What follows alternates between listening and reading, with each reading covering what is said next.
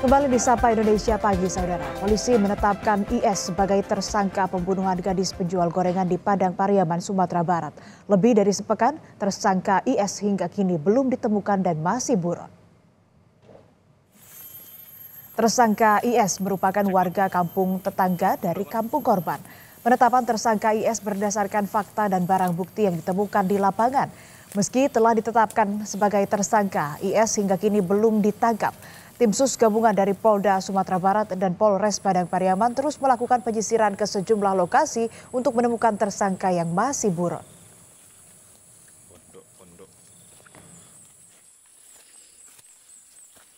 Melakukan penyelidikan yang intensif dan dari keterangan saksi dan fakta-fakta di lapangan untuk terduga pelaku inisial IS sudah bisa kami tetapkan sebagai tersangka. Tersangka ini yang sudah kami tetapkan adalah warga sekitar sini. Mungkin sedikit banyaknya dia sudah menguasai Medan. Namun tetap itu tidak menyurutkan tekad kami yang tetap berusaha semaksimal mungkin dalam mencari tersangka. Sebelumnya hasil penyisiran tim khusus gabungan Polda Sumatera Barat dan Polres Padang Pariaman bersama warga ditemukan sebuah tas yang diduga milik tersangka.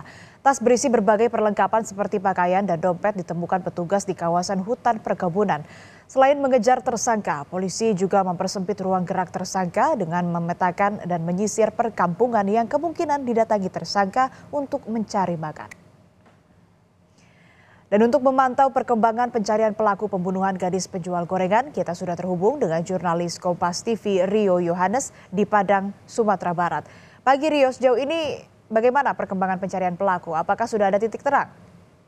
Ya, Astri dan juga saudara, hari ini, pagi ini tepatnya hari ke-9 pasca ditemukannya gadis penjual gorengan tewas terkubur. Ini memang tersangkanya masih belum berhasil ditangkap oleh pihak kepolisian.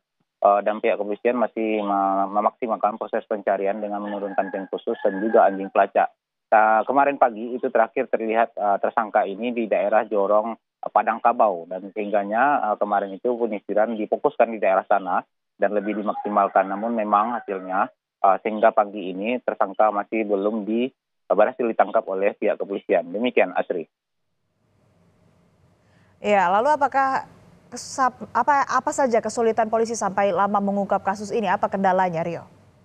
Ya, Asri, untuk tersangka sendiri merupakan warga kampung sebelah dari kampung korban. Ini dia juga merupakan pribumi asli, yang mana dia menguasai Medan, dan dia juga merupakan komunitas atau tergabung juga dalam orang-orang yang hobi berburu, sehingga dia sering keluar masuk hutan setiap minggunya untuk berburu babi dengan membawa anjing pemburu. Nah, sehingga itulah yang membuat dia tersangka ini sangat memahami Medan, terutama kawasan-kawasan hutan. Ini membuat dia mengetahui titik-titik di mana bisa bersembunyi dari kejaran pihak kepolisian. Namun sejauh ini jejak dia, langkah pelarian dia atau rute yang dia pakai untuk lari itu sudah mulai terendus oleh pihak kepolisian. Karena kemarin itu hari Minggu tepatnya ditemukan barang bukti yang dia bawa berupa tas yang di dalamnya terdapat perlengkapan tidur seperti sleeping bed atau kantong tidur, ada baju dan juga ada celana milik korban yang ikut dibawa oleh tersangka ini dalam pelariannya. Demikian, Astri. Ya, Rio, bisa Anda konfirmasi apakah tersangka yang sudah ditetapkan ini dan masih dalam pencarian ini sudah dimasukkan ke dalam daftar DPO atau daftar pencarian orang oleh polisi?